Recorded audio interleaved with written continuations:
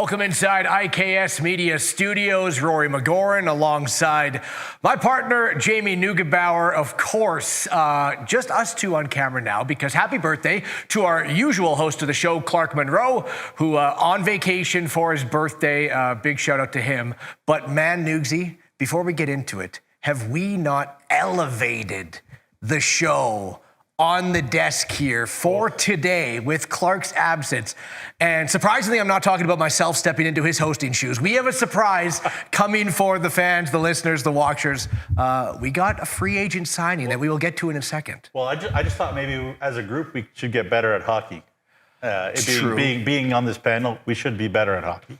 We've certainly elevated together we've that elevated. regard. Yeah. I know people on social media were guessing at who the surprise free agent signing could be. But before we get to that, we'll keep you on your toes a little bit longer because to get the show started, we need to think about the people that help the show keep running. And that's our great sponsors. Of course, Cantera Seeds, Capital Automall, Chevrolet, Nutrien, Sask Energy, SGU, SGI, RBC, Great Western, Saskatchewan Tourism, Saskatchewan Construction Safety Association, Sask Lotteries, Borgo, and the title sponsor of our show, UPL.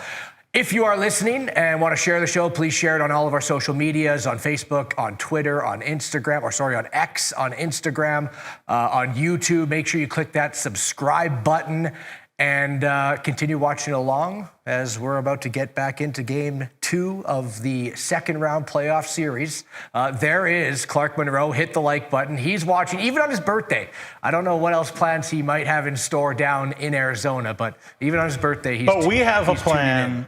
We do. Happy birthday, Clark. Yeah, happy birthday. Turns 34 today. I don't want to age him, but a big... You just did. Yeah, I know I did. I don't want to age him, but he turned 34. Okay, so without further ado, we talked about our sizzling surprise, our spark. These are all the wrong words.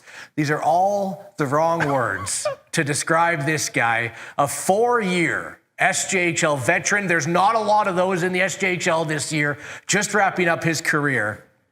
The impeccable Dazza Mitchell of the Weyburn Red Wings, the Humboldt Broncos, is going to be a full-time show host today. Dazza, thank you for coming down to the studio and for making this possible. Are you excited? I am very excited. As Nugsy said, this show needed a lot more hockey experience. Yeah. So I got a call and they asked me to come on and give a little insight. So here we are. Okay, well, we can't wait to at least give the listeners and watchers something that we don't usually have, which is the experience playing these teams on the ice. So the 4 remaining teams, that's what we're going to try to do, is put you in the net against them or with them, and then we'll kind of talk about what these teams do well and why they're the 4 remaining teams in the SJHL.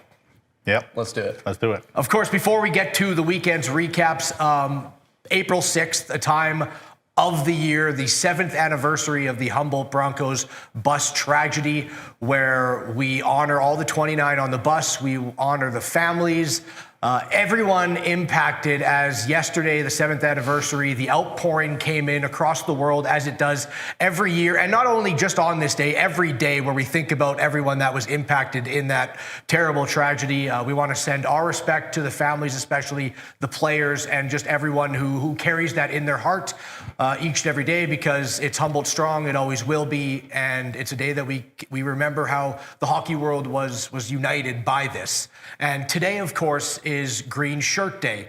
Amazing organ donation awareness by Logan Boulay, who was in the accident, who passed away, and then, of course, saved 6 lives afterwards with being an organ donator.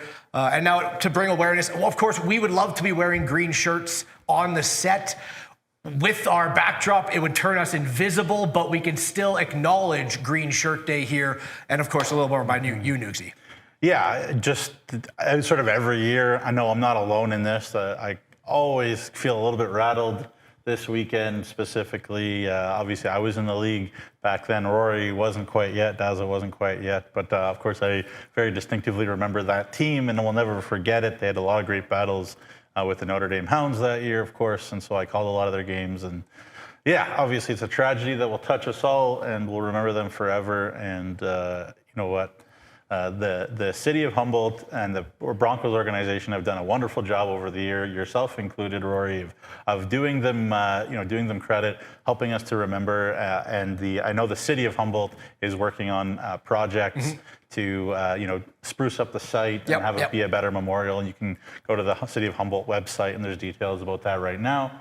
But certainly the legacy of Logan Boulet is something maybe that's good that's come out of something horrible. And it's all about making awareness of organ donation. So the Green Shirt Day effect, the Logan Boulet effect, is to, of course, talk to your family, register as an organ donor, because just like him, just like his coach who inspired him to become an organ donor, it saves lives in the end. And that's what this day is about. And I know, Dazza, you are supporting it. You have your green shirt on. I am wearing mine. I showed up to the studio and we checked it out, and of course green doesn't quite work with our illusionary background.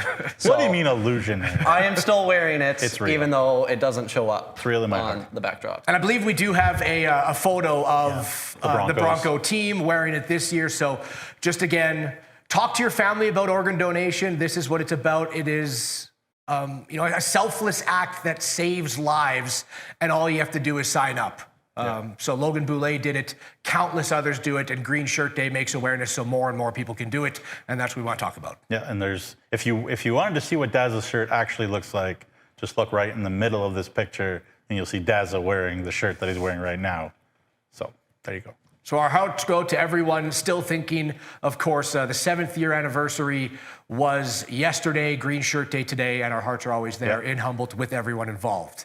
The playoff recap now, as we have a playoff performer of one of the games here in Dazza Mitchell, was the first 2 games of the semifinal series. Of course, up in Whitney for games 1 and 2 between the 2nd place Flin Flon Bombers and 3rd place Weyburn Red Wings, and then in Melfort for games 1 and 2 for the 1st place Melfort Mustangs against the 4th place Yorkton Terriers. This is how it all kind of shook up. So on Friday, Melfort, a dominating 6-1 victory, really not slowing down and kind of humbling the Yorkton Terriers, picking up the victory in game 1.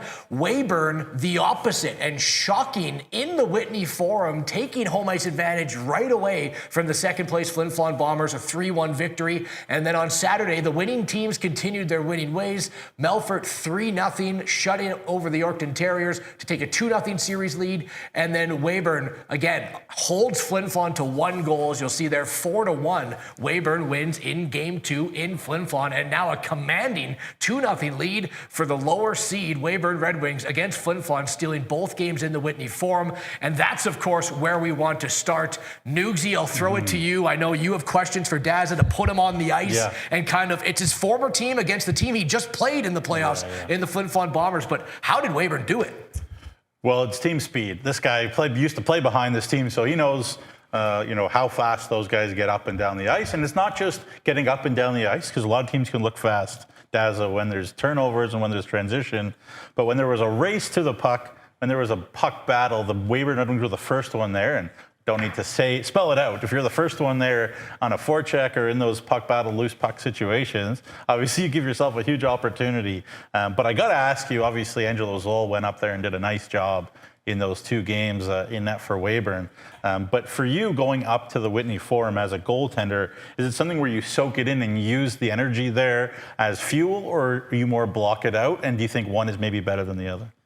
I don't know if there's a right or wrong per se, but I know for myself, especially going up there during playoff time, it's a lot of noise, a lot of distraction. During the week leading up to the games 1 and 2 up there in Flin Flon, we had pumped sound into the arena. So it was very, very loud in the arena.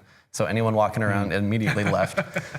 Very, very loud, very hard to play in. The angles are all different. The boards bounce funny. Everything is different. You got to get used to it, right? Yeah. So going up there for a playoff game, playoff atmosphere, a lot of noise. For me, it's way easier for me to block it out. Get rid of the noise, focus on what's going on up there. It's not very easy. Believe me, it's not easy up there. But personally, that's what I do, and that's probably the way that a lot of guys would do it up there. Just play your game, focus on what you're doing, what you can control, and don't worry about the rest. Yeah, obviously easier said than done as well. But this was not just Angelo Zoll standing on his head, especially game 2. And here's a little stat for you fellas. The Weyburn Red Wings outshot Flin Flon 38-32 in game 2, outchanced them big time.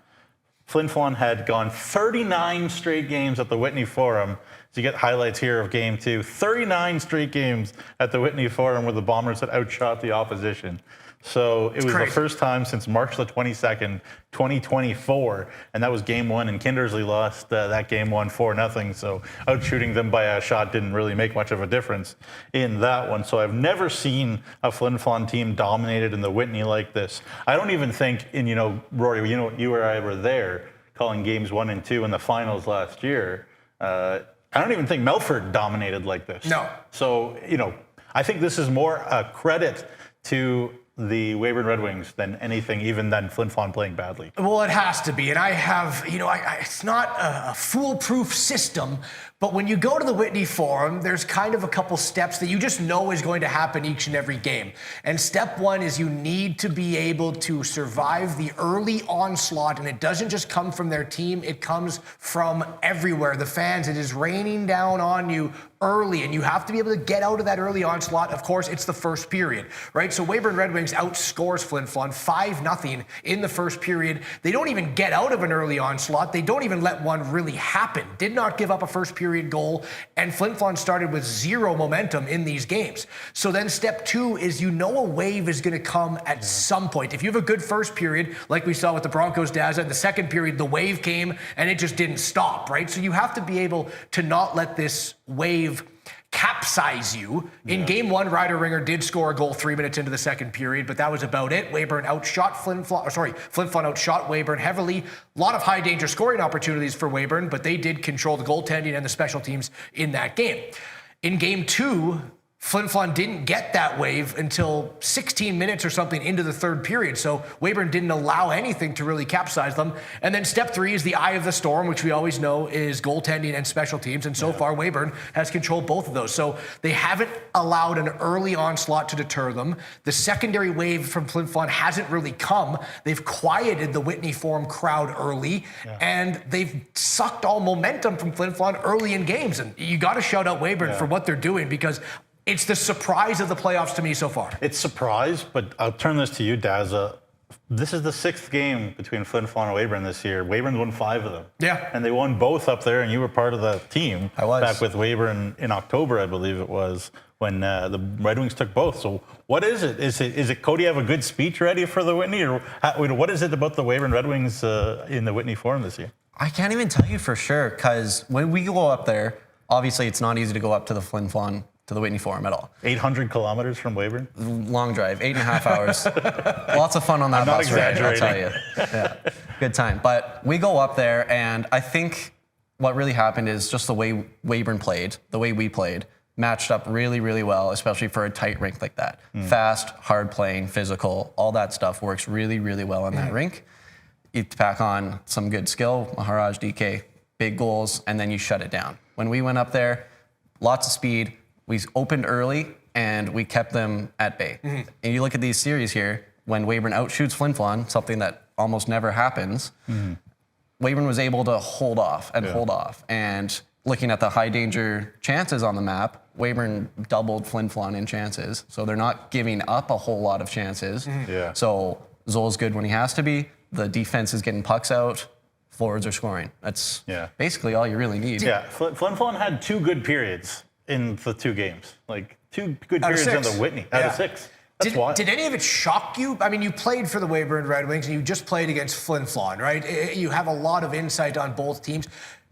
They outscored them 7-2, right? So not only just that high-flying turnover, capitalizing offense was clicking. Did any of it surprise you with just how effective it was in both games? It did, actually. So I was sitting on my couch at home watching Curling with Grandma. Yeah. We were watching the Men's Worlds, and I'm checking my phone for the updates to see the scores all the time.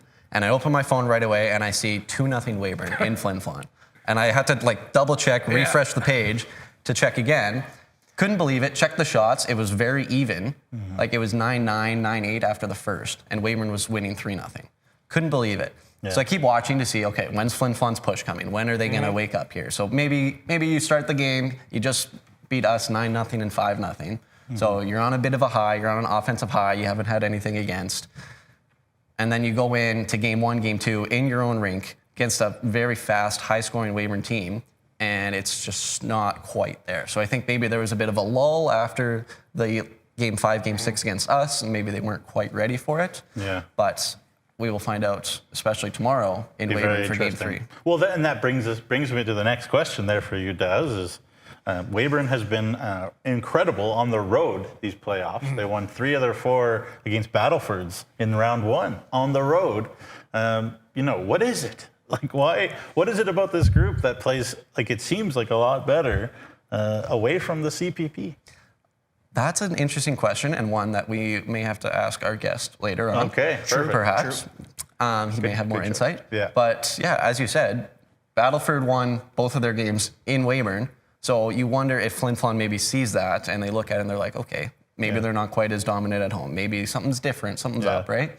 Because every time you go on the road, regular season, playoffs, doesn't matter. It's always a different atmosphere. You always have to be ready for more adversity, more challenges. Yeah. You're ready for refs. You're ready for anything that could possibly happen. And at home, you're more comfortable. You're doing your own thing. We'll see what happens. Yeah. At the end of the day, 2 goals for Flin Flon is not enough, right? This is a high-scoring team. They scored 14 goals in the last 2 games against the Humboldt Broncos. Are they banged up from that series? I know it didn't go 7, it only went 6, but they had a few times bodies out, coming back in, and then out and back in. Do you think they're banged up enough to come back in this series? Or do they just have, such a high after beating Humboldt in what really got a pressure filled after the first 4 games? Such a high that they just weren't ready. They were just flat in these 2 games. Yeah, I mean, look, they were 1 for 9 on the power play, too. There were chances. Angelo Zoll, especially in the 3rd period in game 1, Flin Flon had plenty of chances to turn that game around as well. So maybe if they split even, we're having a different conversation. I think we are. I think everybody's banged up. I don't know if being banged up is an excuse that, well, definitely Mike Reagan doesn't want to hear any excuses right now. He wants his guys to just turn around and remember how good they are. Because that was not it in game 2. That was the worst performance I've ever seen a Flin Flon Bombers team put in at the Whitney. I don't even care 9-2 in the finals. That was worse. Game 2. Yep. On This Saturday. one was worse. This was worse. Yeah. The 9-2 was better than this. So, you know what? Maybe it's better than if they play well and Zoll stands on his head and they come in, they're like, oh, we're fine. Now maybe there's a sense of urgency for Flin Flon. And a goalie can't stand on their head against Flin Flon. You did it in game 3, you did it in game 4, but again, Flin Flon has ways to make it very difficult on the goaltender, including getting shots through from those elite defensemen. What do they need to do in games 3 and 4 now? 3 and 4 now. That's lost track. To get back in this series in Weyburn, because Zoll, yes, faced shots, but Weyburn out-chanced them in the high danger opportunities. What's Flin Flon got to do to try and get back in this? Again, I think you start with the basics, right? Maybe you're Flin Flon, you lost 2 to Weyburn in the Whitney Forum in the regular season. You go into playoffs, here we go, new start, right? They won in Weyburn earlier on in the year, right? In regular season. So you go in, you go back to the basics, you get pucks on net, you get bodies to the net, you play well defensively in front of keeper, who's been stellar all playoffs, right? So you do all that, you do the little things, and then you get a bounce here, you get a bounce there. You end up with the puck on your stick in the middle of the slot, you get a good chance, you bury it, you finish it. When it comes down to these games on the road, they are definitely not going to be easy, especially with how well the Weyburn community has come out to support the Red Wings. Kudos to Weyburn fans, by the way. The way that it's been there and the amount of people and noise and chatter in that city has been really good. So for Flin Flon to go in and the pressure's on, you need a win. You don't want to fall down 3-0. Yeah. So you go in, you simplify your game, you do everything right, you limit your mistakes, you get pucks to the net like you know they can. Yeah. Never know what happens. Yeah, I feel like you just got to try and claw some form of belief and momentum out of a series where you just got it all sucked out of your sails, right? It's gone because Weyburn took it from you. However, as you mentioned, Weyburn only 1 win at home. 1 win or 0 wins at home in the playoffs. 1 win at home in the playoffs so far throughout round 1 against the Battlefords North Stars. So that will switch now to Crescent Point Place in Weyburn for games 3 and 4 coming up this week. In the other series, it was the Melfort Mustangs 2-0 now against the Yorkton Terriers, and they just kind of did it in Melfort Mustangs style of play. Fair to say that they humbled Yorkton, and Yorkton, who had a really tough opening round series against Melville, where there was that animosity, that need to beat your highway rivalry. Yorkton takes care of business in 5 games. At some point, not easy, but made it look a lot easier than some people kind of predicted it would be. Now they're rolling high. Now they're feeling confident. And Melfort takes it right away from them, proving, hey, this is what we've been doing all year. Is that kind of what happened? Well, you go into the Northern Lights Palace, and I'll ask you, like you played in the Palace a bunch, obviously, for your 4 years. For some reason, every road team struggles so bad in that rink. I don't know what it is, and you could tell me. But, we roll the highlights here. The Melfort power play, first of all, is humming. Flin Flon, especially in game 2, kind of get their emotions, get away with them here. And you can see, Melfort will set things up and they'll get their opportunities. And I guess there was one goal that I really wanted to talk about. That was maybe the first goal that didn't make the highlight pack. But anyways, that being said, Zach Summers is humming along, your old buddy, your old teammate there at Prairie Hockey Academy. He has 5 goals, 3 of them on the power play. 3 of those 3 power play goals from the exact same spot, by the way. Little 3-man action with Ty Thornton at the top, down to Ashton Hutchinson at the goal line, and then you have a 2v1 situation at the side of the net where Zach Summers kind of has a one-timer, and good night, Jim Kite. Zach Summers is going to beat most goalies in this league. You need to be pretty lucky to stop him sometimes. But it's a situation too where the Yorkton Terriers they got to feel like look, they just got to get in the next one. They're coming home. It's a different atmosphere, and you know what? It's a new situation for a lot of these guys. They're facing a Melfort team that has all this experience. But is there a reason to panic, or is it a thing where they go home and just stay calm, and what's the sense of urgency for Game 3? I think that this is really big for Yorkton. Melfort obviously wants to go in, win 3-0. With Yorkton's high speed, high power offense, with the amount of ways that they can score, the amount of guys who can score, the different ways they do it, power play, even strength, shorthanded. Going back to Yorkton, where they're home and they're comfortable, and a bigger ice surface too, that I think allows for them to capitalize more on their speed in Yorkton. That's big. I think that's big for them here. I got a couple stats on my page for the stats guys here. In those 2 games, showing us up. In those 2 games in Melfort, Melfort's power play 4 for 11, 36%. It's pretty good in playoffs. Yeah. Yorkton was 0 for 9. Yeah. That's a lot of power play chances that you don't get back, right? So going into these next 2 games for Yorkton, it's how do you find ways to generate more chances? How do you find ways to get through the big defense of Melfort? How do you generate your big chances so that you can score in the ways you can? Yeah, and and obviously another piece of that too is Yorkton. Everybody says, "Oh, Melfort's the heavier team; they're going to try to grind you down," and they do that better than anybody in the SJHL. So Yorkton's saying, "Hey, we need to be physical. You need to get in these guys' faces." Then now they're taking penalties. So then you're on the penalty kill against this Melfort Mustangs team. And I got to ask you, if you kind of know, and everybody watches video with Instat and stuff, you kind of know what a team is trying to accomplish. As I mentioned, Melfort's looking for that one-timer from Zach Summers. They'll move him to the left, they'll move him to the right. He'll find a pocket of space and get open. But if you kind of know what to expect that way, how do you react? Do you think, this is what they want to do, or do you just read and react every single play? So it's not always the same, right? Like if you look at our series against Flin Flon, for example, we go over video beforehand. We did all the checks. I went over before every game. Like, okay, so what changed? What did they do different?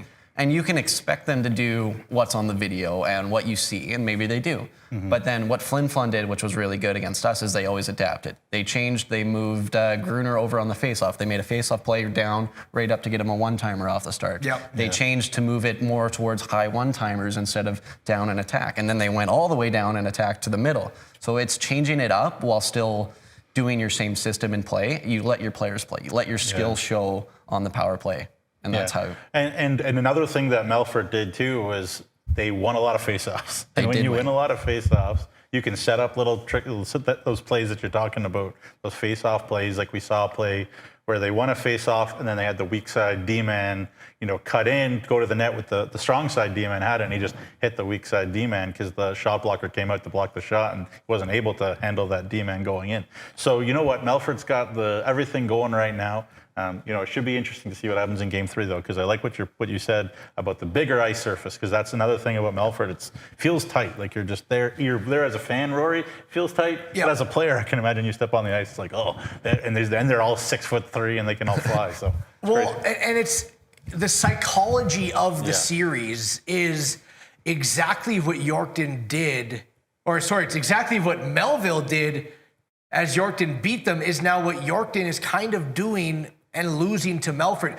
Yorkton was able to get Melville off their game and trying to play a Yorkton-style game. And we talked about this, that they were able to open things up on Melville, which usually doesn't open up because of that maybe Highway 10 hatred. And it was more gearing towards a Yorkton game. They took care of business in 5 games. So Yorkton now goes up against Melfort. It seems that they're trying to play Melfort's game. And why, who just faced that at an opponent that tried to do it to you, and it didn't work for them. You said they were trying to be, tough and tumble and took penalties and do that to Melfort. You aren't that team. Yeah. You're the high fly. Like, be yourself. You got to remember that. And if you go into Melfort trying to beat Melfort, being like Melfort, you're not going to do that because they're the best at doing that. You need to be the Yorkton Terriers. And now you're going back home. And the psychology of that series need to change, that we need to be the Yorkton Terriers. Yeah, and to further that point, I talked about it in the middle of the Humboldt Flin Flon series.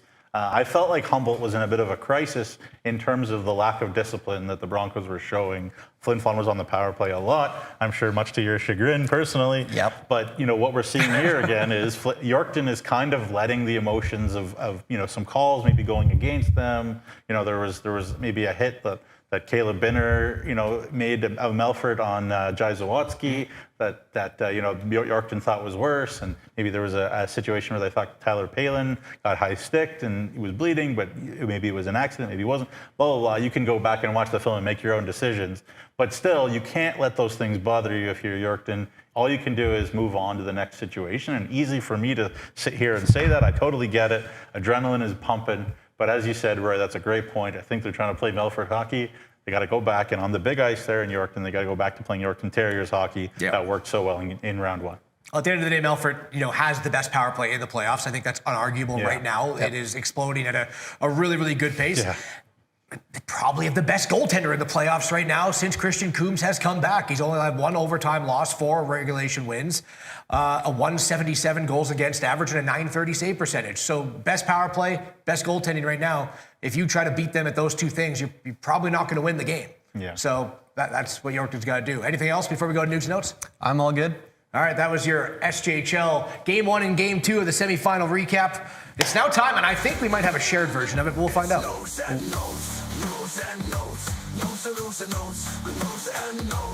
All right, there you go. A little bit less dramatic than usual. Maybe that guy's tired. I don't know. Daz is going to hijack it to start. Daz is like, I'm coming on, but I need to hijack news and notes. So go ahead, Dazza. Breaking news. I do have breaking news.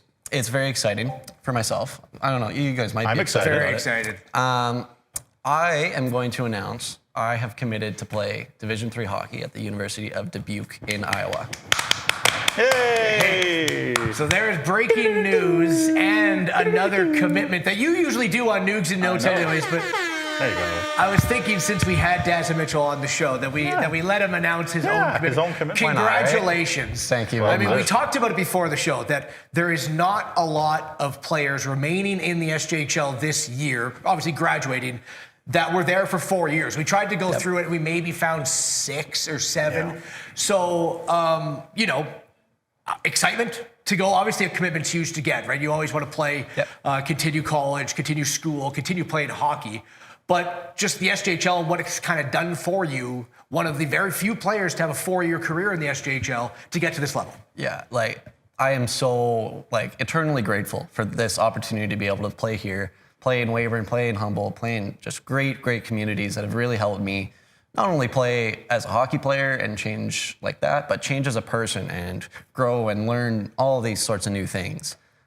As much as I wish I could stay in the SJHL forever, I can't. Yeah. I'm too old now.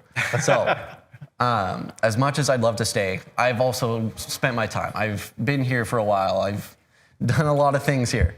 And I'm really ready to move on to something new, something different, go back to school, see if I can remember anything that I had from high school. But I am really, really looking forward to it. Obviously, the University of Dubuque, NCAA Division III in Iowa. A couple SJHL players are currently there. Chase Cook is there. Yeah. You named a couple other ones. Zach Burfoot, I believe, is there. Yeah. Among others, big congratulations from not only us two, but the entire SJHL, because you have been the model example of what stay here, play here, hone your game here and then find a post-secondary education and career here. So congratulations. Proud Sask boy. Thank you, gentlemen. Absolutely. Appreciate it. Nugs and Notes is back to All yours right, now. back to me. All right. There he is. Back. That guy is just slacking today. Hey, get some energy this month. Figure it out. Is the volume down? Two on it? other. Is that I what's guess going it's on? goalie. I guess it's goalie commitment day here on SJHL Weekly because I got two other goalie commitments to talk about, both to the ACAC. Cody Jamin of the Kindersley Clippers has committed to the University of Augustana, which I believe is in Edmonton, or it's in the ACAC. And then Ethan Farrow to what I call SJHLU at Red Deer Polytechnic. The three-time champions, 3 in a row to the ACAC. So Ethan Farrow, get on the line sheet there. It's always fun to put a school logo on the line sheet. So Yorkton, get that going there for Red Deer Poly of the ACAC. Congratulations to you two. Got to talk about the U18s.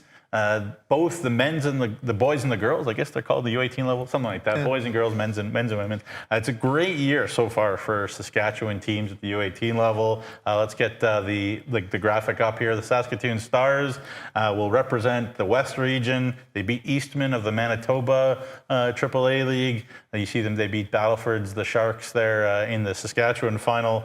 So they'll head off to the Esso Cup, which is the U18 Girls National Championships, starting April 20th in Lloydminster. Alberta, Mercyhurst D1 commit Haley Duchesne is leading the way up front, and 15-year-old superstar goaltender Taryn Sutter in net. So congratulations to the Stars. Moving on to Dazza's, a lot of Dazza's old buddies there, the Pat Canadians. Let's get the next one up. There you go. Dazza played for them one time. I called Notre Dame versus Pat Canadians, I think, during the COVID year, and Dazza was in net, I believe, against Austin Elliott. Yeah, that is true. I played 3 games that year. Yeah, well, there wasn't that many games to play. That was a wonderful hockey game, and I think the Hounds won, but we don't have to talk about it. Anyways, Patsy's off to the TELUS Cup. Sean Mullen will be calling it. Our good buddy Sean Mullen, starting in British Columbia on April 20th to 21st. They absolutely dominated the West Regionals in Kenora, Ontario. They beat the Winnipeg Wild 7-1 in the final. They scored 25 goals and gave up 2 in that tournament that you called once upon a time. I did. Back in the day, that West Regionals. 10 points in 4 games for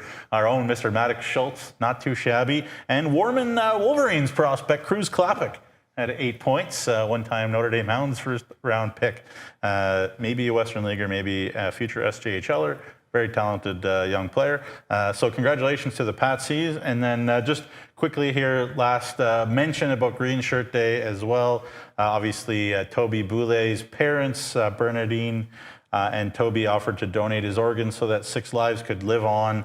Logan told his parents that he was registering as an organ donor, and he was inspired by his coach and mentor, Rick Suggett. Is that how you pronounce it? Suggett. And Rick passed away in 2017, also as an organ donor, and saved 6 lives. So a great legacy for Logan Boulet moving on. And there's, of course, the current, just the recently finished, sorry, Dazza. Recently finished version of the Humboldt Broncos wearing the green jersey, the green shirts, pardon me. So there you go. Congratulations to all those people that I mentioned. And sign up for being an organ donor today. Yep, talk to your family, sign up, Green Shirt Day. Amazing awareness for organ donation, which is, a selfless act to do, which will save lives. It will. It's not, it maybe will. It definitely will save lives. 12, it's what it does. 12 people are alive. Yes. Like, I don't know, didn't want to overrun that too quickly, because of Logan and because of Rick Suggett. 12 people are alive. That's amazing. So good for them. Okay, that's going to do it for our recap segment. And because I don't usually host, now you can tell how bad of a job I'm doing. No. I didn't even promote who our guest was to start the show, so people are wondering who's going to be on the show. It's Dazza. It's me. Dazza is here, and his former teammate is going to be our guest. Teammate. It is the captain of the Weyburn Red Wings, who are up 2-0 in their playoff series against the Flin Flon Bombers. It's Blake Betson coming up next right here on SJHL Weekly. Your new truck trade-up has arrived at Capital GMC. Volume pricing is back. As inventory levels go up, prices come way down. And right now, we have over 250 brand new GMC Sierras to choose from. Lease a Crew Cab 4x4 Pro Edition for only $269 bi-weekly plus tax with $0 down. Or work with our finance experts to get the best available rates. Plus, GM certified pre-owned inventory is back too. Shop over 150 vehicles, all makes, all models. It's finally time for your new truck trade-up, only at Capital GMC. Each year, the SCSA issues over 10,000 training certificates to the construction professionals who build our province. That's the population of Martinsville. Learn more at scsaonline.ca.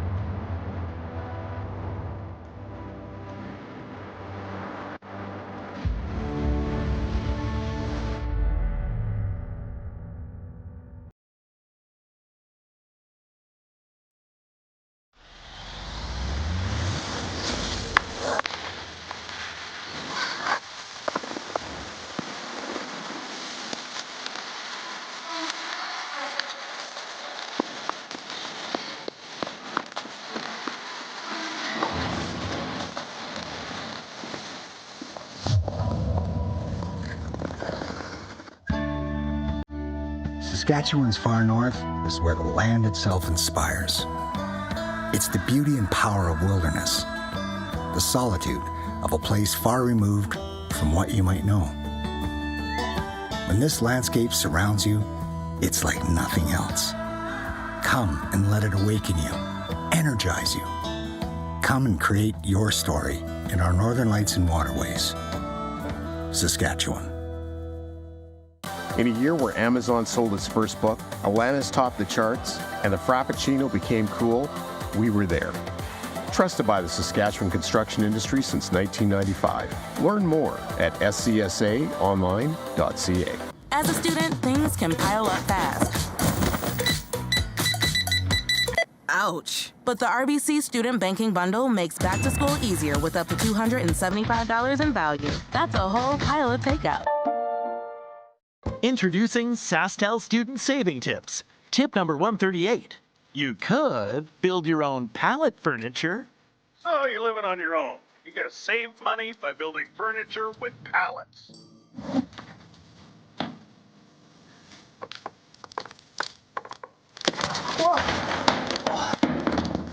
Or get Infinite 150 for only $50 a month with SaskTel Student Deals. Increase your home comfort with high-efficiency natural gas equipment. Sask Energy offers rebates so you can lower your energy use and save money. For a list of rebates, contact a participating network member or visit saskenergy.com.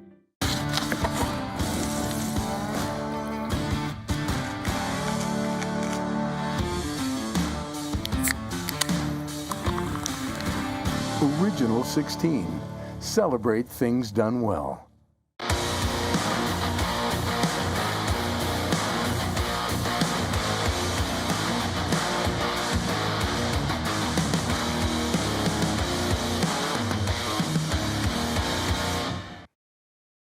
Welcome back inside the IKS Media Studios. Rory McGouran, Jamie Neugebauer, and Dazza Mitchell, our guest host today. Thank you for joining us. We just did our weekend recaps, and now it's time to talk to one of those players who was up in the Whitney Forum, and welcome in the captain of the Weyburn Red Wings. There he is, Blake Betson. Blake, I got to think that the positive vibes in the dressing room are at an all-time high now after taking a 2-0 series lead in a very tough building to do it. But thank you very much for joining us, and that's kind of where I want to start. How are you guys feeling after that weekend? Yeah, no, thanks for having me. Obviously going up in there and winning 2 games, it's huge and something we're really proud of, but move forward now and focus on the rest of the series. That's all there is to it. We were talking on the breakdown before about just how well you guys played in the Whitney Forum. I don't want to ask you, did any of it surprise you? Because I know the beliefs are high in the room, but just what did you guys have to do, X's and O's on the ice, to basically neutralize Flin Flon, take away their momentum, and exceed at a lot, almost all of the aspects of the hockey game throughout 120 minutes? Scoring 2 quick ones, obviously, that helps in both games. Quiet down the crowd a little bit, take a little bit of the nerves out, but honestly, just sticking to our game plan, playing like we know we can, and the rest is history. Yeah, for sure. Blake, again, thank you for your time. And, I would imagine this guy has some very specific questions that he could ask you. So we'll see how deep we go here. But I do want to ask you a big picture question, Blake, because it's been a very long time, like 10 years since Weyburn's been in even a second round. And, you and obviously Dazza were part of a really big genesis of this organization, kind of going from one that was really struggling. And now look at you guys, one of like the best teams in the SJHL. What are some of the marker points, some of the pillars that you've seen in your time as a Red Wing that have helped you guys get to this point? I think obviously a lot of credit goes to our staff. Cody's done a great job recruiting, and our scouts, and all the staff has done a terrific job. And then you even got guys like Kyle McDonald helping with mental performance. I think that's pushed us a long way. And like you said, seeing the progress of this team throughout the years, and especially in my time here, it's pretty incredible to see, actually. Yeah, I guess I'll go next then. Blake, how you doing? It's good to see you again. Congrats on the commitment, buddy. Thank you. Appreciate it a lot. I know you're got different plans going on, but we'll see what happens.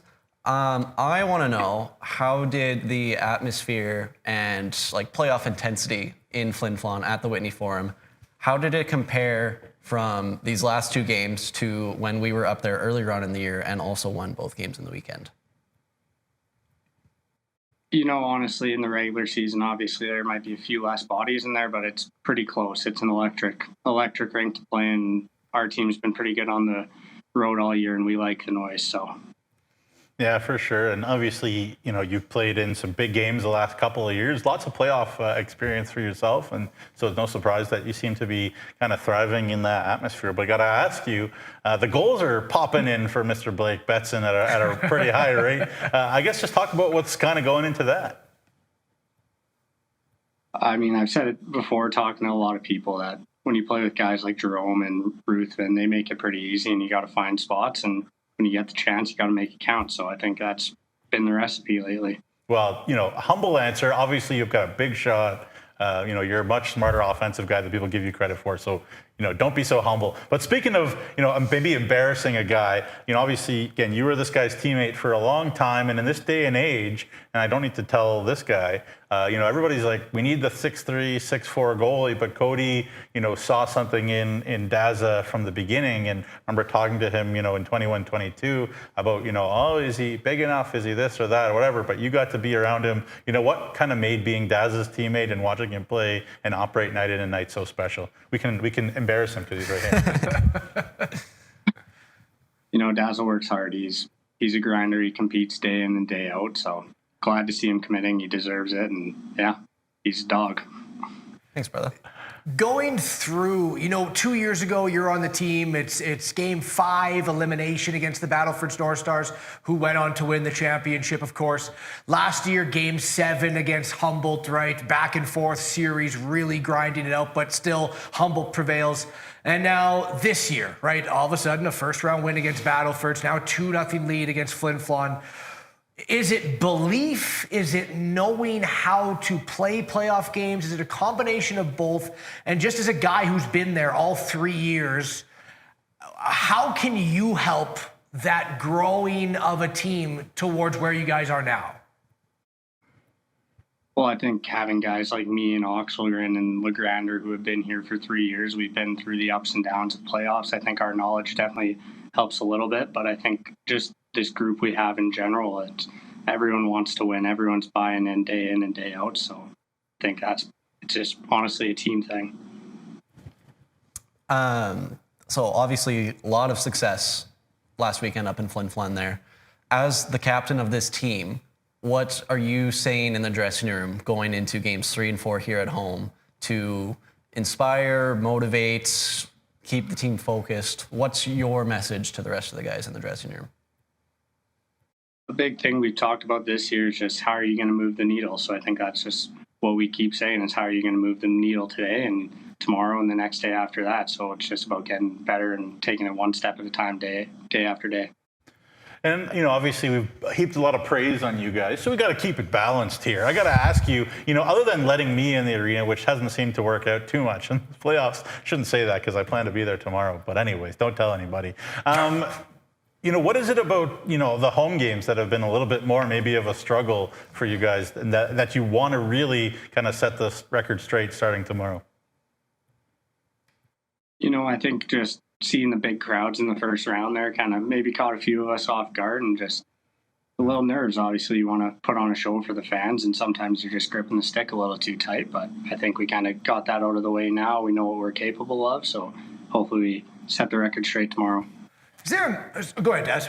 I know, it's all you. Is there a message to not, there has to be, to not get overconfident with where you are, but when you even go back to the regular season, you guys have beaten Flin Flon 5 out of 6 games now. So you clearly have the advantage, at least in the mental department of the game against them, but how do you not let that become a negative aspect for your team where you're knowing that you can beat them?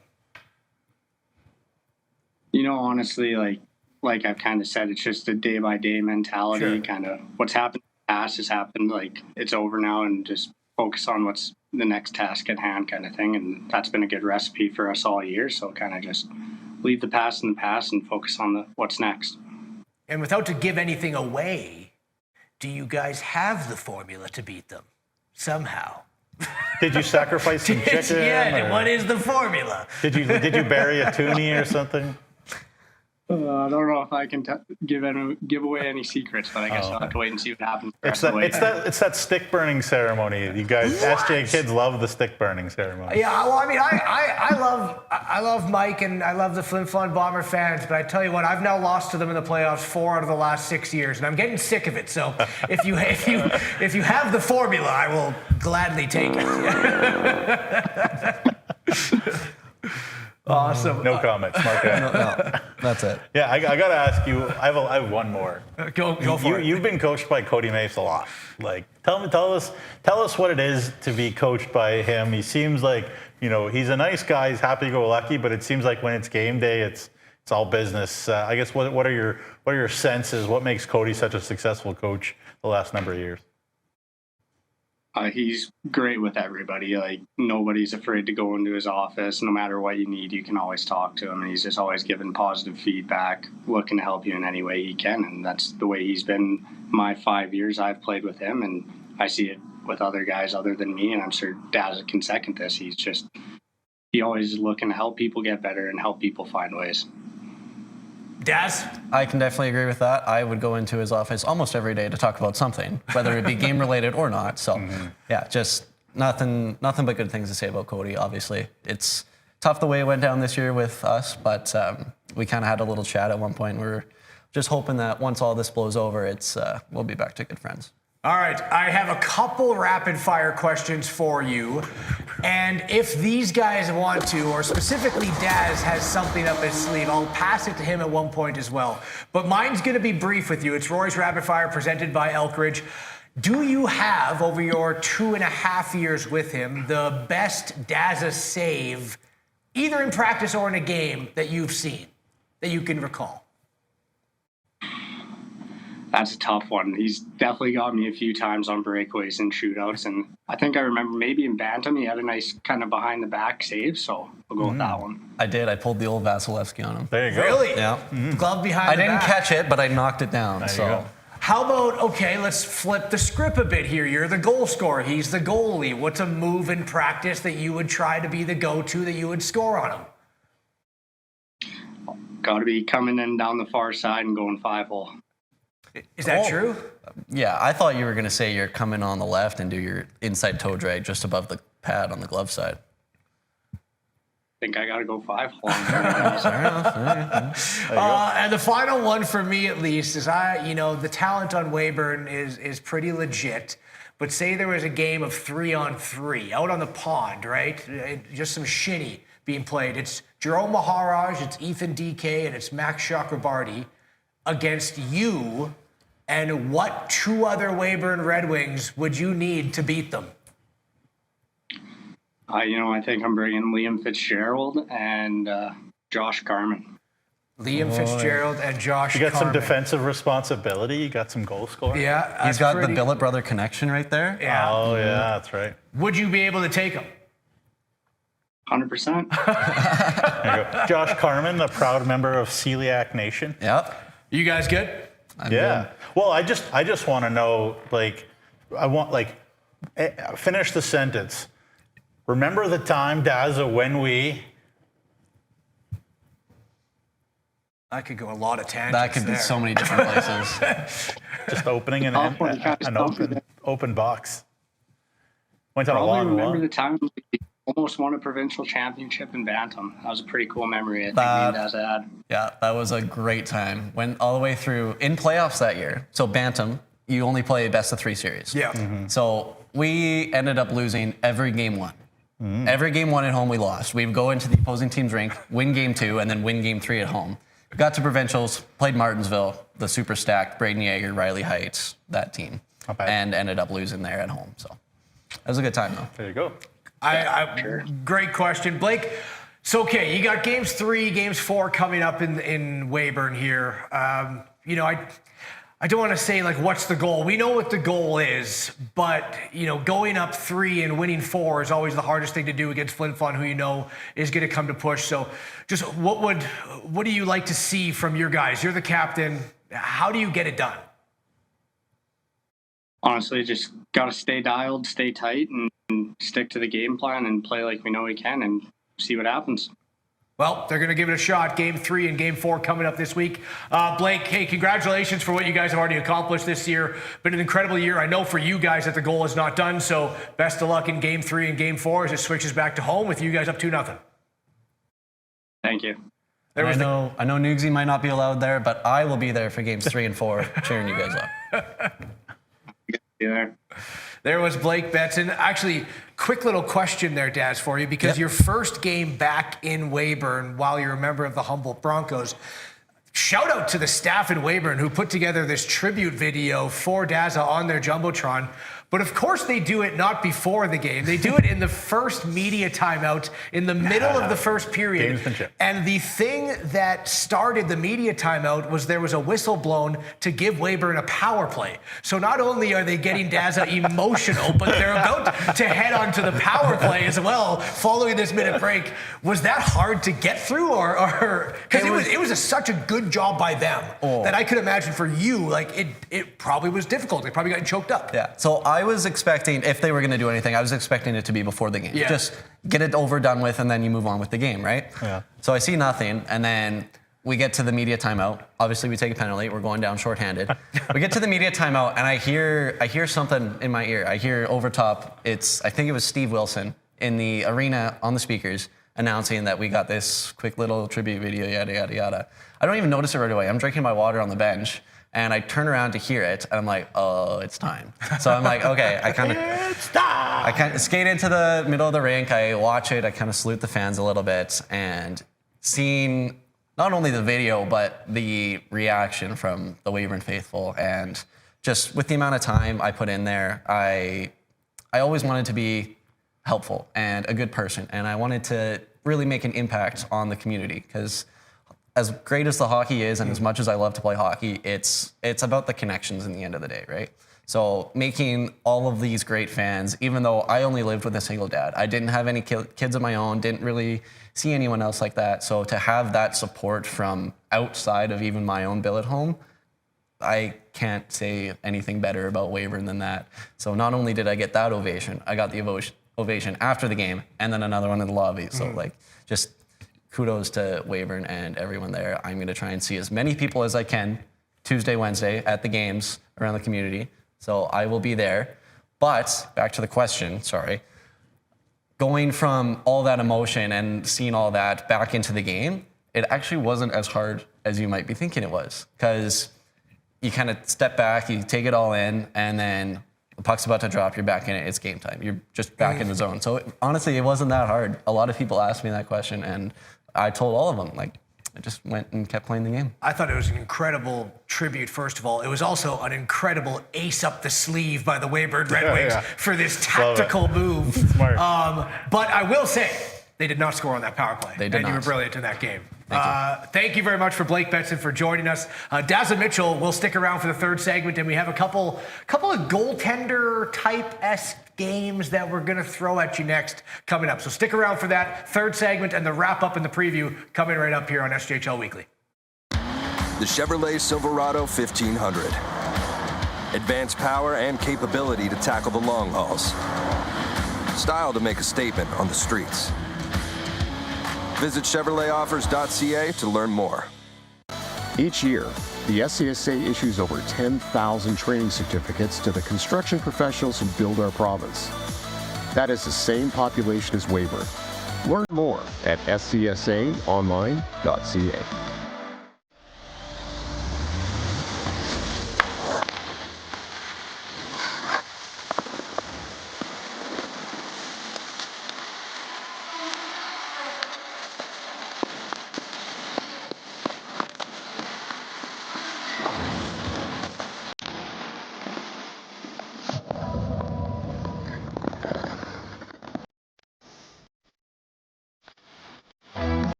When you buy a lottery ticket in Saskatchewan, your money really goes a long way.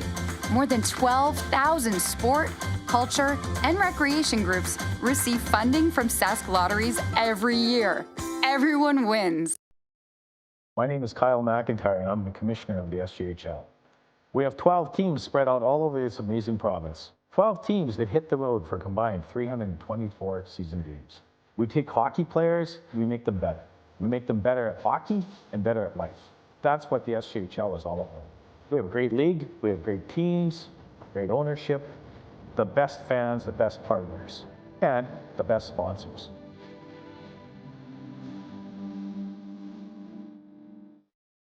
Sask Energy Network members are the best choice for natural gas solutions for your home or business. With comprehensive services like heating equipment maintenance, appliance installation, and in-store financing, they have natural gas solutions that go beyond heating to bring you the comfort, efficiency, and reliability of natural gas, both indoors and outdoors, all year long. For whole home natural gas solutions, network members burn brighter. Introducing SaskTel Student Saving Tips. Tip number 236. You could dye your own hair.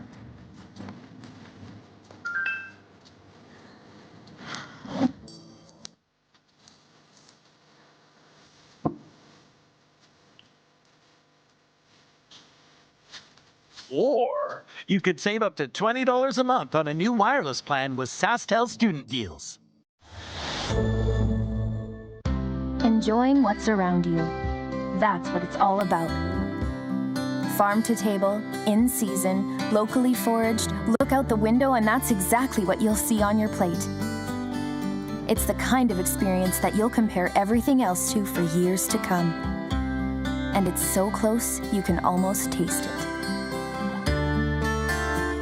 Indulge in our unlimited lakes and parkland. Saskatchewan.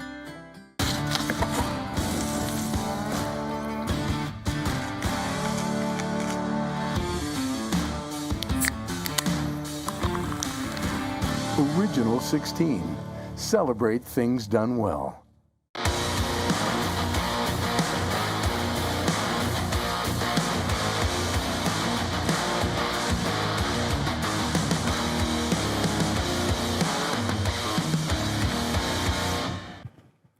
Welcome back inside IKS Media Studios. Rory McGouran, Jamie Neugebauer, Dazza Mitchell on the far side. Big thanks to Blake Betson, who just joined us, and big thanks to all of you for sticking around and watching another edition of SJHL Weekly. We want to kind of put the spotlight on one of the players that has helped elevate the spotlight of the SJHL over his career. So we have two kind of fun segments for you, Dazza. This one, the first one, as Nugsy has cut 3 highlights of your we don't know maybe if they're your best saves of all time. You've made a litany of incredible saves, but Newsy found 3 pretty darn good saves. So this segment we will call It As You Save It with Dazza Mitchell. There you go. I like it. Yeah. Newsy. So I mean, I slipped my mind that Dazza played 4 years in the league, of course. So I was like, all 3 years. And he's like, I played 4. And I was like, you're right. My bad. Anyways, let's get her going. First save. Show it up. Here we go. Floats into the corner for Cat. Oh, yes, of course. As I was in Humboldt playing against my old team here, first one back. So I'm going to tell you a little quick story about this one. I don't actually save this. It goes from DK to Ruthven backdoor, and I think he hit the close post across to the other post, and then I found it and laid on it. So if you watch here, if you look at the angle, DK's got it there. He passes it across. I'm way on the other side. I fall back. I'm pretty sure it hits the close post. What a miss. And then Trey Fouquet standing right there next to me. He's like, no, you got it. And so I just laid down and I got it. Well, anyways, maybe it wasn't a great save, but it was. Hey, no. It was an entertaining play, we'll say. Knowing that the glove of Dazza could have stopped that is what prevented the goal. I saw it. I was like, what a save that was. And I heard your voice because were you calling that game or something? Well, that wasn't me. That would have been it was Dylan. That would have been Dylan. Yeah. But you might have heard my voice through his mic. That Yeah. was one of the times, and it's very few, where I literally became speechless. Yeah. I didn't know what to say because I didn't know what I just saw. Yeah. And I couldn't get save out. I couldn't get a call out. I don't know what I just witnessed. I thought it was in your glove, to be honest. One of the Save of the Year candidates this year was Justin Merrick on B&B of Notre Dame, and my call was so bad. And I was like, what just happened? Like, how did that not go in? I don't understand. And then, watching it back, it was ridiculous. Justin Merrick save. But anyway, so I understand. I appreciate the vote of confidence, but no, I don't think I actually fully got that you one. were in the vicinity, and so the puck didn't go in. Your job is to make sure the puck doesn't go in. It did and not the go puck in. did not go in. So you did 10 your years, job. 10 years from now, you're going to say you saved it. You just saved let it. you know. All right, next save. Let's go. Okay, obviously, Highway 39 at home against Estevan. That was beautiful. Is that? Okay, so that's 5-on-5 too. Felix Allard, great player. Yeah. So if we just back this up here a little bit. Little puck watching from the Weyburn Red Wings there. I mean, it happens from time to time. So, again, one thing as a goalie is you got to know your surroundings, right? So you got to know what options are available. So before we got to this point, I obviously saw puck goes up, puck goes across. There's a guy coming down the other side. Mm-hmm. So puck goes down here across to the left side. I know that there's someone probably going that way somewhere. And then as he passes across, get the eyes over, turn the body, throw the glove up. He actually waited longer than I thought he would, and I'm pretty sure this one hit me square in the mask. Oh, mask save. I'm pretty sure it hit me square in the mask. That's in your head? Yeah. There you go. So with your helmet on, and forgive me, my ignorance, is your peripheral vision good enough to see that guy, or you were just assuming that? Yes and no. So you always take quick looks when you can. If a puck's in a not dangerous spot, you're looking at the puck, you take a quick look over, see what else is available out front, especially when puck's behind the net and stuff like that. Plays like that too, power play stuff, kind of similar setup there. You obviously know that there's someone up top, there's someone here at the puck, there's a guy in front. So there's only a couple places someone could be, right? Once you kind of figure that out, you go through 16, 17 years of being a goalie, it kind of comes naturally, and then, you can see a bit through your peripheral vision of it. There you go. So, and then right off the noggin. Well, a quick question before we get to that highlight. Everything is protective, right? There are some spots what's wearing a shot off the forehead feel like? So the forehead itself isn't that bad, actually. The worst spot is dead between the eyes, because that's right where the cage is the flattest against your face. Yeah. Off the forehead, off the side, it kind of ricochets and it's not too big. Not as bad. But the full force of dead on right in the cage, that hurts. Okay, so in 4 years of being an SJHL goaltender, it's obviously a very good level of hockey. How often would you say you closed your eyes when the guy was about to shoot it? Oh, that's tough. So the human body can only react so fast, right? Yeah. Once the puck gets close enough and guys shoot it, you're not reacting, you're trying to save it. It's probably a couple times. Yeah, especially back in my first year when you got guys like Mark Rumsey and Xavier Lapointe and Freetmore last year. Yeah. When you got guys like that blasting the puck at you, you save it and you see it, but sometimes it surprises you and you're just like, oh, I got it. You're hoping that you're in the right spot. Yeah. I asked Austin Elliott, of course, he's now at the London Knights, and he said, never, I would never. How can you be an elite goalie and not close your eyes? And That's I just said, liar. Liar. That is a lie. Even if you don't mean to do it, it happens. It happens. All right, next, last save. Here we go. Okay. We're going way back here. Way back, play back. Now rebound in front. Adam Poplawski on the rebound. That one's stopped by Mitchell. Oh, Nick Nielsen on the call, too. Nice. Legendary. Wow. I miss that guy. He's awesome. He's the best. Yeah.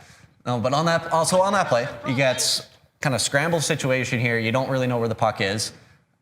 Keep playing it here a little bit. They get control. We get a little more set up, a little more stabilized. Puck comes through traffic, so you got 2 moving screens, third if you count their guy in front. So I'm not actually sure if it hits me the first time or if it goes off him and kind of sits there. But either way, you sit it there, and then all you're trying to do is be big. So you see it, you're trying to be big to square it to the guy who had the puck. He moves it. Luckily, I think it kind of fumbled a little bit, so he didn't get right stick on it. Yeah. But then you're just trying to put any part of your body you can in front of that thing because you do not want it to go past you. But yeah, keeping my eyes on it somehow and getting over in front of that, and got a leg on it. Talk about characters. The Henderson boys involved. Love those guys. Right there as well. But if you have 2 shot blockers and they both miss it, probably somebody's open.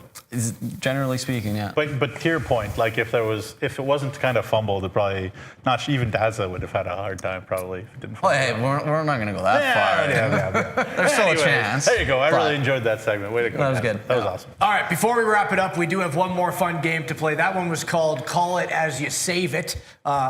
Brilliant job, by the way. Thank you. We have now retooled Buy It or Sell It, or sustained or overruled. We've retooled it in a goalie way. This will be called, and it is playoff driven, Glove Save It or Blocker It Out. So if you agree with it, you're going to want to glove save that baby. If you don't like it, you're going to want to blocker it out and punch that thing away.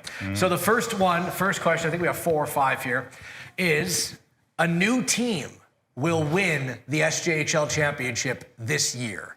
Glove save it or blocker it away. So basically Melford Mustangs. Or the field. Or anyone else. The field. So I'm going to say a new team. I'm going to blocker it out. You're saying Melford's winning? I'm saying Melford's winning it. Yeah. Okay, good. Are you also a left-handed catching goalie? What are you? I catch it with my left and blocker it with my right. Okay, so you blocker it out. Blocker it. Yeah, nice. Daz? I'm also going to agree with him. I'm going to blocker that puppy up into the netting because I think with Melford's pedigree and experience and taking all that knowledge they learned last year in this, and they're very healthy right now compared to a lot of other teams. They've got a lot of players playing in the lineup. I think it's hard to bet against them right now. And that shows his experience as a goalie, too. He didn't just say blocker, he said blockered into the netting. Into the netting, that's which right, gets your guys a whistle. And I love to point out when I broadcast, the veteran goalies aren't just making saves, they're making saves and having a plan, and they get their guys a breather, a whistle, and that kind of thing doesn't show up on stat sheets. But guys who know how to do that figure it out. It's a huge asset. Yeah, punch it out into the corner or up and out of play. Out of play is the best. Yeah, even, I mean, if you're really bold, like a breakthrough pass to a guy, is that something or no? I don't know if the angles work like that. I'd probably miss it. We're getting crazy. Just a center lead pass and never tried it. Now we're getting crazy. Okay. Second one here, actually, this is looking a bit to the future. Warman. The Warman Wolverines will finish in the top 6 of the SJHL standings in their very first year, next year. Are you going to glove save it, or are you going to blocker it into the netting? You go first. I will blocker this one, but not quite to the netting. I'll have it hit the glass. So not all the way out, but it's still in play. Yeah. But I'm still going to blocker it because I think with the amount of parity the league had this year and how good the 3 to 8, 9 stretch was with a lot of guys coming back, I think the league can be really good. Obviously, it depends what Warman does with the offseason and who they bring in and all that. But for now, I'm going to play it safe and say blocker it to the What glass. if I made it the playoff line? Would you glove save it? I would, I probably would. Okay. I probably would. You put training wheels on the new guy. I probably would. I'm going to glove save the top 6. Top 6, you're going to glove save I think it?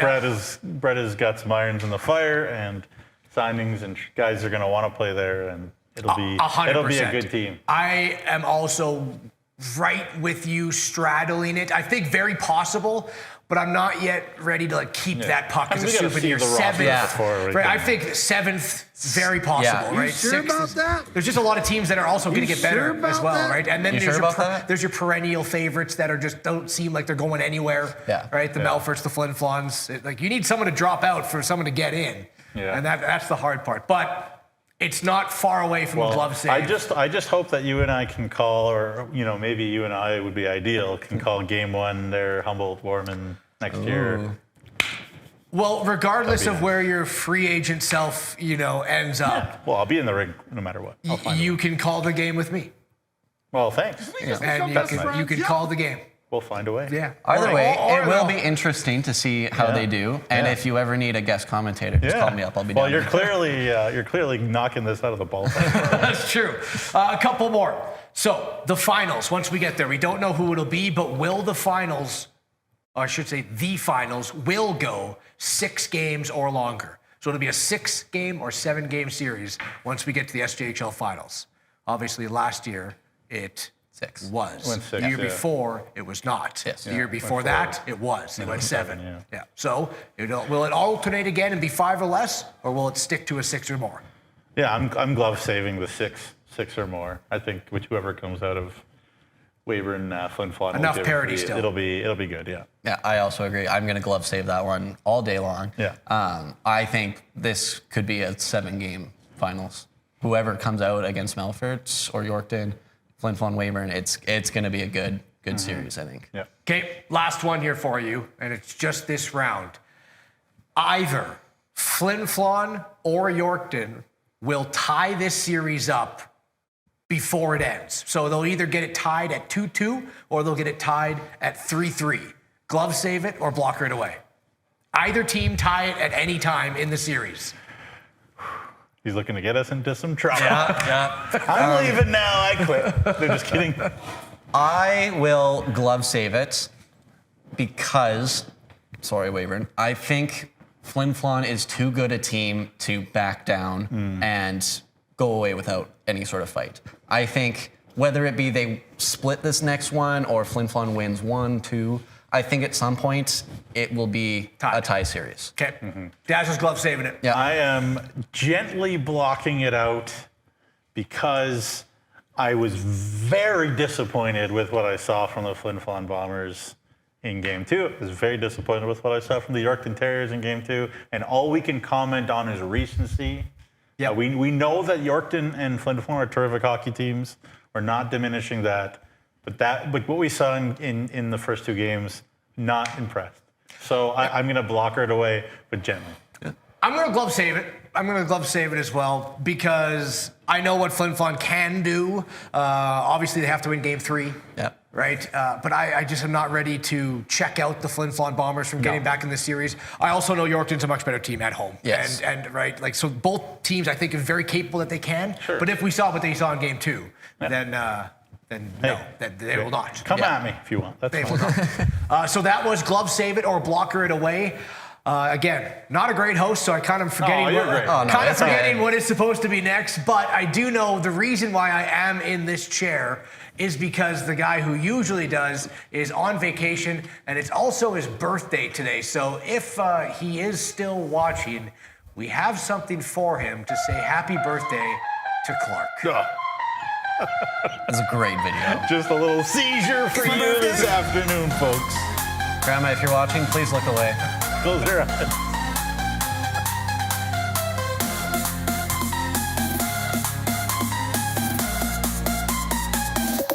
It's my birthday.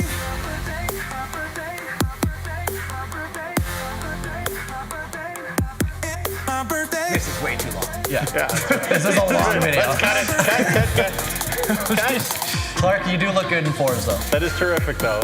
Well done back there. Now let's move on. Can they stop it? They're not letting us. There's another one. I think they're hate playing it now. They're just playing it to be mad at us. Oh gosh. If you were in Vietnam, do not watch.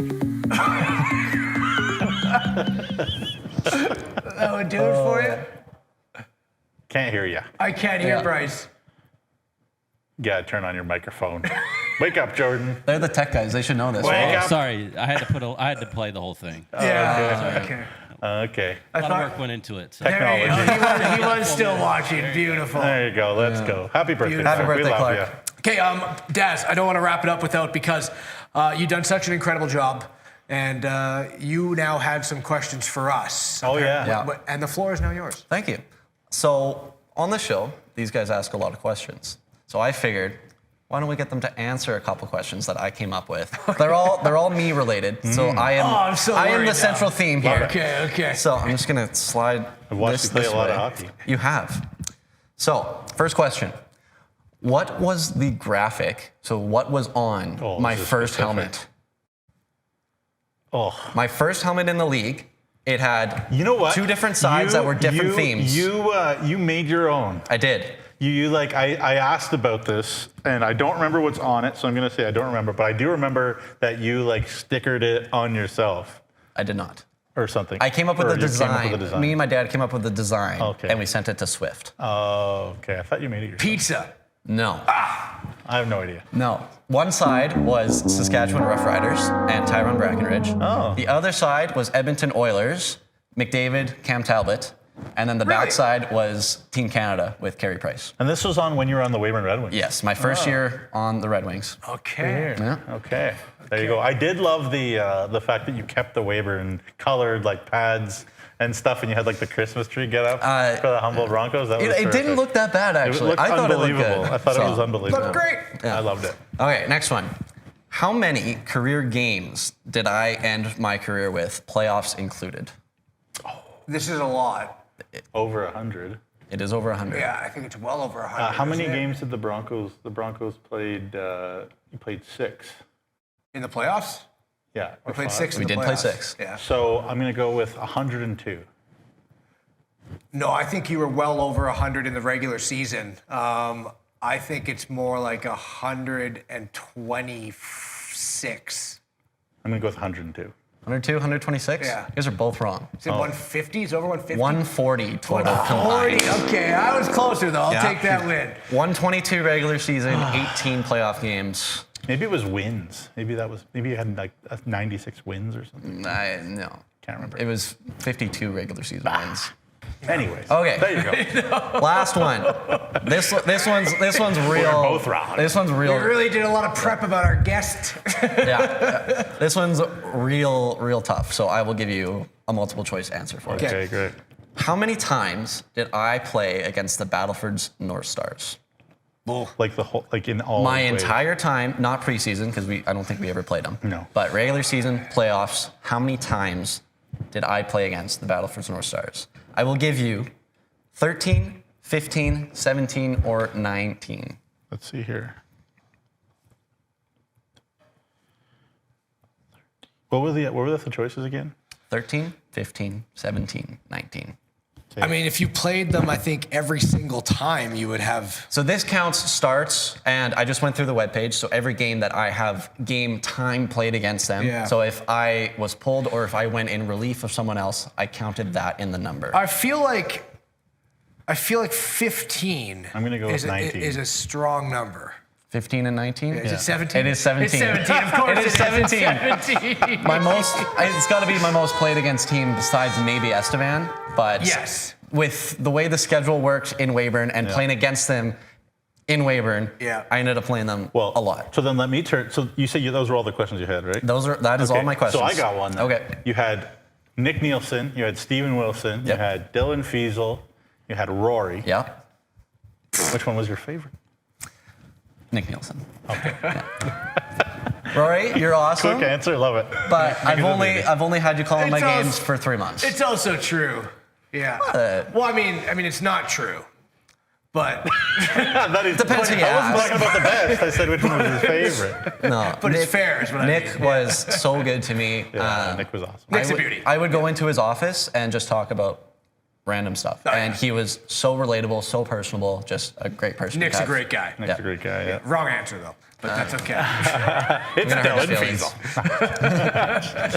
We love you, Dylan. Okay, we have rambled Off the for rail, off the far rail. too long. We got games coming up this week, though, so let's take a look at the schedule. It is Tuesday. My mic going off here or just my headphones? If we can get the schedule put up. Do we have the schedule yet, guys, there? There we we go. There we go. So we have, obviously, Game 3 taking place on Tuesday in both arenas, in Crescent Point Place in Weyburn, and Westland Arena in Yorkton. Yorkton looking to tie up the series, Flin Flon looking to tie up the series, and then the following day on April 9th, still in Weyburn and Yorkton with Game 4. One takeaway, one key, I know we talked about it in the opening segment for Flin Flon and for Yorkton, or for the two leading teams for Melfort or for Weyburn, to either continue or to come back. Yeah. Just one thing you're looking at. First period, Game 3 in Weyburn. The Flin Flon Bombers will know everything about their level of character and leadership, the way that they come out the first 5 minutes in Weyburn. And I suspect the Flin Flon Bombers will come out with like a absolute house on fire in the first 5 minutes in Weyburn tomorrow. Very much agree. I think it's going to be a great game. Looking forward to watching it. See you there if you're there. Yeah, I'll be if there. not, I'm going to watch. It's going to be great. For Yorkton Melfort, I want to see how Yorkton responds at home. So these last two games in Melfort, both games they got 29 shots. 29 shots both games. I want to see what they can do at home. Yeah, 100%. Yorkton, I want to see them play Yorkton's game because, a good offense can break through a good defense. If you're trying to be the Melfort Mustangs, you aren't going to beat the Melfort Mustangs. And we talked about the wave for Flin Flon. If that wave comes in each and every game, it's certainly going to come sometime in a series. And down 2-0 now, that wave has to come in Game 3. Yep. So obviously you can catch all those games in Yorkton, in Weyburn, if you do head out to the arenas. If not, everything will be on Flow Hockey as well. So grab your subscription for the last month. It's all you got to pay for right now is one more month as the SJHL season will be wrapping up just before the May, or potentially in the first week of May.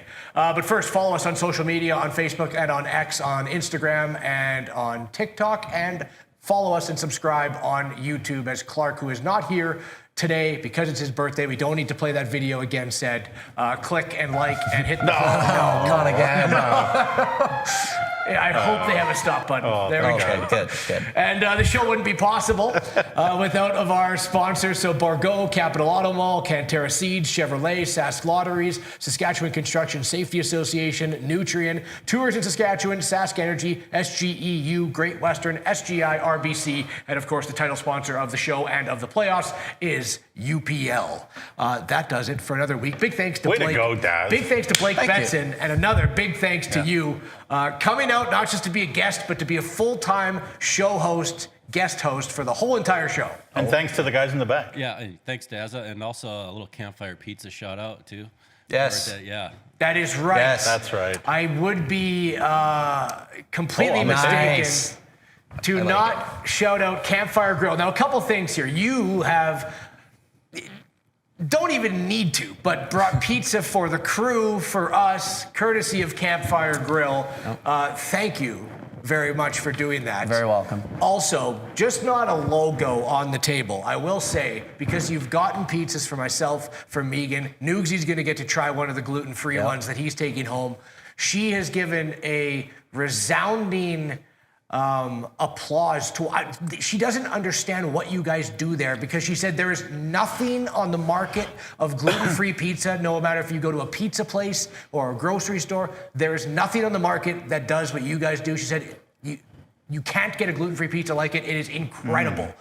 Nothing like it. So if you are gluten-free, if you're not gluten-free, Campfire Grill, of course, they will take care of you. And big thanks for you always taking care of us. Thank you. Campfiregrill.ca, primalpie.ca. If you're interested, they will give Megan a tour whenever she wants. We'll be there. I'll take a tour too, thanks. Obviously, best of luck down in Dubuque. If you do end up taking broadcasting down there, I don't know what you're going to study, but you definitely have a career in it if you want it. Big thanks to Dazza Mitchell for joining us. Noogsy, always a pleasure as well. Guys in the back, thank you. Games 3 and 4 coming up. Go to the arenas or get your Flow Hockey subscription. And that's another edition of, we will be back on Thursday with Noogs, SJHL Weekly.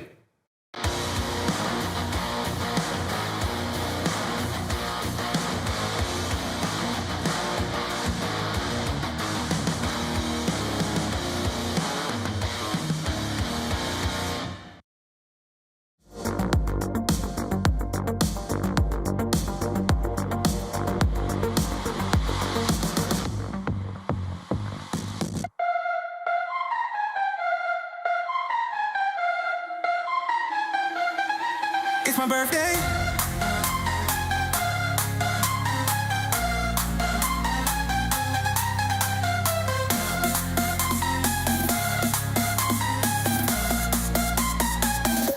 It's my birthday.